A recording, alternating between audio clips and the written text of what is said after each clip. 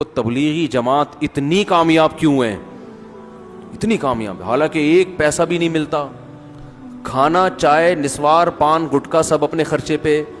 جب آپ ایک سال جنگلوں میں پیدل لگا کے آؤ گے تو کوئی ایئرپورٹ پہ پھول لے کے کھڑا ہوا نہیں ہوتا ہے بھائی.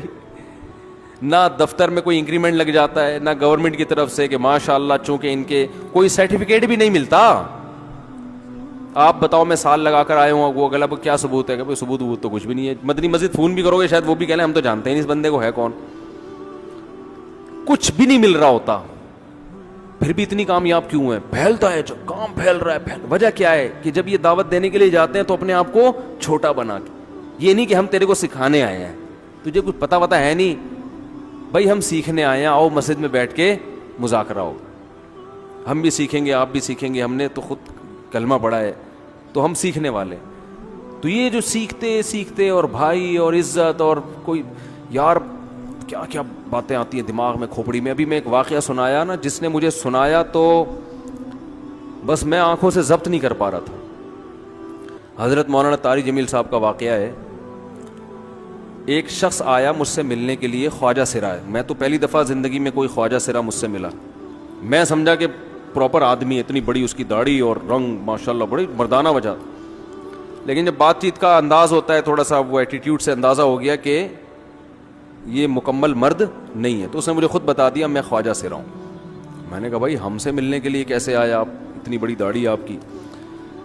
اس نے اپنا جو واقعہ سنایا نا، میں 3 دفعہ وہ واقعہ سناتے ہوئے رویا ہوں. اور جب وہ سنا رہا تھا اس وقت میرے آنکھوں سے آنسو نکل رہے تھے. اس نے یہ ابھی بھی میرا بیان سنتا ہے وہ. اس نے واقعہ سنایا کہ میں جب پیدا ہوا تھا نا تو میں خواجہ سرا تھا. گھر میں ایسا بچہ پیدا ہو جائے والدین کی طرف سے عزت نہیں ملتی. جب 10-12 سال کا ہوا تو نہ بھائی مجھے عزت دے رہا ہے اور نہ میرا والد مجھے عزت دے رہا ہے. میں بھائی کے ساتھ کہتا ہوں مجھے باہر لے کے جاؤ تو وہ کہتے ہیں لوگ میرا مذاق اڑائیں گے تمہیں دیکھ کے. ظاہر ہے اس کی حرکتیں تھوڑی زنانہ لڑکیوں والی حرکتیں ہوتی ہیں. اور والد بھی کہیں محفلوں میں نہیں لے کے جا رہے، ایک مذاق اڑایا جاتا ہے. کہنے ایک دفعہ میں کہیں گزر رہا تھا تو یہ جو ہوتے ہیں نا خواجہ سراؤں کی پوری ایک جماعت تھی، انہوں نے مجھے پہچان لیا، دیکھا اتنا اچھا. اس وقت نہ اس کی داڑھی اور یعنی اس میں خواتین والی ہی علامتیں تھیں زیادہ.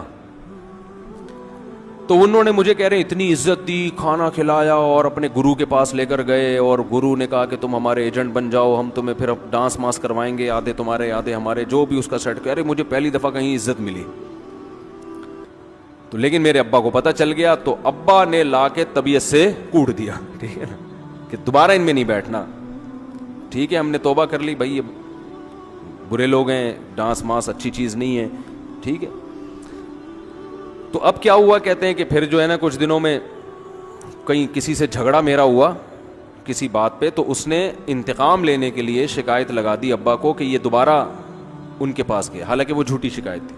اب ابا کو لگا کہ یہ صحیح کہہ رہا ہے جس نے شکایت لگائی ہے، کیونکہ شبہ تو تھا نا ابا کو دوبارہ جائے گا. ابا نے پھر مارا. تو کہہ رہے ہیں میں بول رہا ہوں کہ میں نے یہ کام نہیں کیا، میں نہیں جا رہا ان کے پاس، میں نہ ناچ گانا سیکھ رہا ہوں، کچھ بھی نہیں. لیکن ابا نے اس کی باتوں میں آ کے انکوائری نہیں کی ہوگی پوری، وہ سمجھے ہوں گے کہ بھئی ایسا ہی ہے. تو ابا نے پھر کٹائی لگائی. تو اس کے دل میں منفی جذبات پیدا ہو گئے اور یہ گھر سے بھاگ گیا کہ بھئی مجھے ویسے تو عزت نہ یہاں مل رہی ہے اور میں ذلت برداشت بھی کر رہا ہوں تو بھی. کہہ رہے میں وہاں چلا گیا. تو جب میں وہاں گیا ہوں نا خواجہ سراؤں کے ہاں، تو وہی گرو اور ڈانس، اور پھر اس نے مشہور کچھ ایکٹروں کے نام بتائے جن کے ساتھ ہم ڈانس کرتے تھے. اور پیسے آنا شروع ہو گئے، آدھے گرو کی جیب میں آدھے ہماری، اور ہٹو بچوں. لیکن ظاہر ہے یہ کوئی عزت دار راستہ تو نہیں ہے نا. کہہ رہے ہیں کہیں سے تبلیغی جماعت میں حضرت مولانا طاری جمیل صاحب آ گئے. انہوں نے اجازت مانگی، ہمارے گرو کو پیغام بھیجا بھائی مجھے ایک دفعہ یہاں آ کے دعوت دینے دو. اس نے اجازت دے دی، آ جاؤ بھائی. بیان کیا، ان کو سمجھایا بھائی یہ زندگی نہیں ہے، اللہ کی سیروزے کے لیے بہرحال ترغیب دی. کہہ رہے ہیں میں تیار ہو گیا، باقی لوگ تیار نہیں ہوئے، میں تیار ہو گیا. کہہ رہے میں نے گرو سے اجازت لی. اس نے کہا جاؤ لگا لو سیروزہ. تو کہتا ہے کہ جب میں حضرت کے گھر پہ گیا ہوں نا تو حضرت پہلے سے دروازہ کھول کے ایسے انہوں نے دونوں بازو پھیلائے ہوئے تھے استقبال کے لیے, پہلے سے کھڑے ہوئے تھے علماء کے ساتھ. کہتے اتنے مشہور آدمی, اتنی بڑی سیلیبریٹی, اور اتنے بڑے بڑے علماء, ان کی پگڑیاں, ان کے اتنا خوبصورت لباس, جو خود عزت دار لوگ ہیں, کہہ رہے ایسے جو ہے نا میرے استقبال کے لیے دونوں بازو پھیلا کر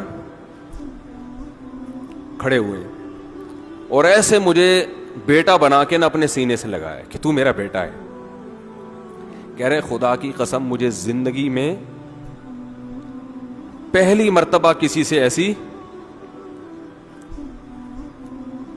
پہلی مرتبہ ایسی عزت ملی مجھے کسی سے, اور اس عزت دینے میں مولانا کا کوئی مفاد, بولو بھائی, کچھ بھی, بلکہ ذلت ہوگی نا. لوگ کہتے ہیں خواجہ سرا کو بیٹا بنایا ہوا ہے, اور اس وقت تو اس میں بیچارے میں کچھ زنانہ سی علامتیں بھی تھیں, تو خواجہ سرا کو کیا دے رہے ہیں, عزت دے رہے ہیں. کیا کسی تاجر پہ محنت کرو تو تھوڑا چندہ دے دے گا مدرسے کو, ایسا ہی ہے نا. اور کسی افسر پہ محنت کرو تو تعلقات کیا ہو جائیں گے, جب وہ دین پر آئے گا تو اس سے کیا فائدہ. اس کو تو باپ ایسے ان لوگوں کو ریجیکٹ کر دیتے ہیں, بھائی اپنانے سے. کہہ رہے مجھے یہ اپنا رہے ہیں, ایسے سینے سے لگایا انہوں نے, اور مجھے سہروزے کی جماعت میں اپنے ساتھ لے کر گئے, کھلاتے تھے, بڑا خیال رکھوایا میرا. کہہ رہے اس کے بعد پھر میں نے گرو سے اجازت لی. وہ گرو چھوڑتے تھوڑی, ان کو پیسے ویسے دیے, جان چھڑائی نا, وہ بھی غلامی کی طرح نکلنا پڑتا ہے. پیسے دیے پتہ نہیں کتنے لاکھ یا کتنے ہزار روپے, وہاں سے پھر نکل کے 4 مہینے اس میں بھی خیال کیا. تو پھر تبلیغ کے بزرگوں سے ملا, پھر انہوں نے پورا مجھے بتایا کہ بھائی تم یہ علاج کرو تاکہ تمہارے اندر یہ زنانہ علامتیں ختم ہو. تو وہ علاج کر رہا تھا ماشاءاللہ, انجیکشن لگے, انجیکشن میں ڈاکٹروں کی بھی مدد کروائی.